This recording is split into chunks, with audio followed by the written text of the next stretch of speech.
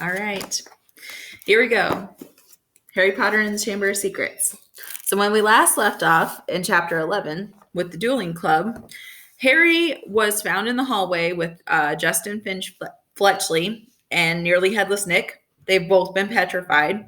And they think that Harry, when I say they, I mean the students in the school, think that Harry is the heir of Slytherin, and because they found out in this chapter that he can actually talk to snakes. He's a parcel tongue. So that's a very huge part of the story that you'll get to later. But now we're going to start chapter 12. Chapter 12, the Polyjuice Potion. They stepped off the stone staircase at the top, and Professor McGonagall rapped on the door. It opened silently, and they entered. Professor McGonagall told Harry to wait and left him there alone. Harry looked around. One thing was certain. All of the teachers' offices Harry had visited so far this year, Dumbledore's was by far the most interesting. If he hadn't been scared out of his wits that he was about to be thrown out of school, he would have been very pleased to have a chance to look around it. It was a large and beautiful circular room full of funny little noises. A number of curious silver instruments stood on spindle-legged tables, whirring and emitting little puffs of smoke. The walls were covered with portraits of old headmasters and headmistresses, all of whom were snoozing gently in their frames. There was also an enormous claw-footed desk sitting on the shelf behind it, a shabby, tattered wizard's hat, the Sorting Hat. Harry hesitated. He cast a wary eye around the sleeping witches and wizards on the walls. Surely it couldn't hurt if he took the hat down and tried it again, just to make sure it had put him in the right house. He walked quietly around the desk, lifted the hat from its shelf, and lowered it slowly onto his head. It was much too large and slipped down over his eyes, just as it had done before just as it had done last time he had put it on. Harry stared at the black inside of the hat, waiting. Then a small voice in his ear said, "Bee in your bonnet, Harry Potter?" Yes, Harry muttered. Sorry to bother you. I wanted to ask, you've been wondering whether I put you in the right house, the hat said smartly. Yes, you were particularly difficult to place, but I stand by what I said before. Harry's heart leapt. You would have done well in Slytherin. Harry's stomach plummeted. He grabbed the point of the hat and pulled it off. It hung limply in his hand, grubby and faded. Harry pushed it back onto its shelf, feeling sick. You're wrong, he said aloud to the still and silent hat. It didn't move. Harry backed away, watching it. Then a strange gagging noise behind him made him wheel around. He wasn't alone after all. Standing on a golden perch behind the door was a decrepit-looking bird that resembled a half-plucked turkey. Harry stared at it, and the bird looked balefully back, making its gagging noise again. Harry thought it looked very ill. Its eyes were dull, and even as Harry watched, a couple more feathers fell out of its tail. Harry was just thinking that all he needed was for Dumbledore's pet bird to die while he was alone in the office and with it when the bird burst into flames. Harry yelled in shock and backed away from the desk. He looked feverishly around in case there was a glass of water somewhere, but he couldn't see one. The bird, meanwhile, had become a fireball. It gave one loud shriek, and the next second there was nothing but a smoldering pile of ash on the floor. The office door opened. Dumbledore came in, looking very somber.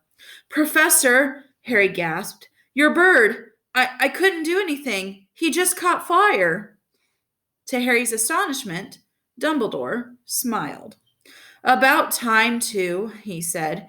"He's been looking dreadful for days. I've been telling him to get a move on." He chuckled at the stunned look on Harry's face. "Fawkes is a phoenix, Harry. Phoenixes burst into flame when it is time for them to die and are reborn from the ashes. Watch him. Harry looked down in time to see a tiny, wrinkled newborn bird poke its head out of the ashes. It was quite as ugly as the old one. It's a shame you had to see him on a burning day, said Dumbledore, seating himself behind his desk. He's really very handsome most of the time. Wonderful red and gold plumage. Fascinating creatures, phoenixes. They can carry immensely heavy loads, their tears have healing powers, and they make highly faithful pets. In the shock of Fawkes catching fire, Harry had forgotten what he was there for, but it all came back to him as Dumbledore settled himself in the high chair behind his desk and fixed Harry with his penetrating blue eye stare. Before Dumbledore could speak another word, however, the door of the office flew open with an almighty bang, and Hagrid burst in, a wild look in his eyes, his balaclava perched on top of his shaggy black head, and and the dead rooster still swinging from his hand. "It wasn't Harry, Professor Dumbledore," said Hagrid urgently. "I was talking to him seconds before that kid was found. He never had time, sir." Dumbledore tried to say something, but Hagrid went ranting on, waving the rooster around in his agitation, sending feathers everywhere. "It can't have been him. I swear it in front of the Ministry of Magic if I have to. Hagrid, You've got the wrong boy, sir. I know Harry never." "Hagrid," said Dumbledore loudly, "I do not think that Harry attacked those people." "Oh," said Hagrid, the rooster falling limply at his side. "Right. I'll wait outside then, headmaster." And he stomped out looking embarrassed. "You don't think it was me, Professor?" Harry repeated hopefully as Dumbledore brushed rooster feathers off of his desk. "No, Harry, I don't," though his face was somber again. "But I still want to talk to you." Harry waited nervously while Dumbledore considered him, the tips of his long fingers together. "I must ask you, Harry, whether there is anything you'd like to tell me," he said gently. "Anything at all." Harry didn't know what to say. He thought of Malfoy shouting, "You'll be next, mudbloods," and the Polyjuice potion simmering away in Moaning Myrtle's bathroom. Then he thought of the disembodied voice he had heard twice, and remember what Ron had said. Hearing voices no one else can hear isn't a good sign, even in the wizarding world. He thought, too, about what everyone else was saying about him, and his growing dread that he was somehow connected with Salazar Slytherin.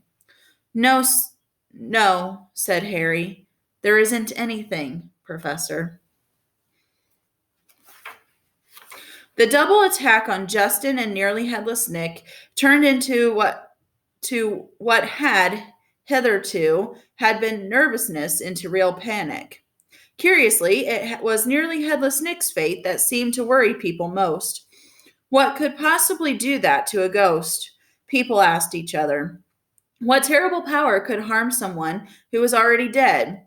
There was almost a stampede to book seats on the Hogwarts Express so that students could go home for Christmas. "At this rate, we'll be the only ones left," Ron told Harry and Hermione. "Us, Malfoy, Crabbe, and Goyle. What a jolly holiday it's going to be." Crabbe and Goyle, who always did whatever Malfoy did, had signed up to stay over the holidays too.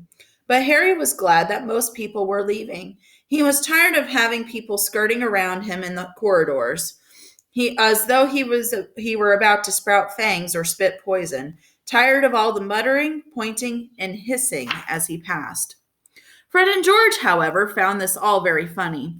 They went out of their way to march ahead of Harry down the corridor, shouting, "Make way for the heir of Slytherin! Seriously evil wizard coming through." Percy was deeply disapproving of this behavior. "This is not a laughing matter," he said coldly. "Oh, get out of the way, Percy," said Fred. "Harry's in a hurry." "Yeah, he's off to the Chamber of Secrets for a cup of tea with his fanged servant," said George, chortling. Jenny didn't find it amusing either. Oh, don't! She wailed every time Fred asked Harry loudly who he was planning to attack next, or when George pretended to ward Harry off with a large clove of garlic when they met. Harry didn't mind. It made him feel better that Fred and George, at least, thought that the idea of being Slytherin's heir was quite ludicrous. But their antics seemed to be aggravating Draco Malfoy, who looked increasingly sour each time he saw them at it. It's because he's bursting to say it's really him, said Ron knowingly. You know how he hates anyone beating him to anything, and you're getting all of the credit for his dirty work. Not for long, said Hermione in a satisfied tone. The Polyjuice potion's nearly ready. We'll be getting the truth out of him any day now.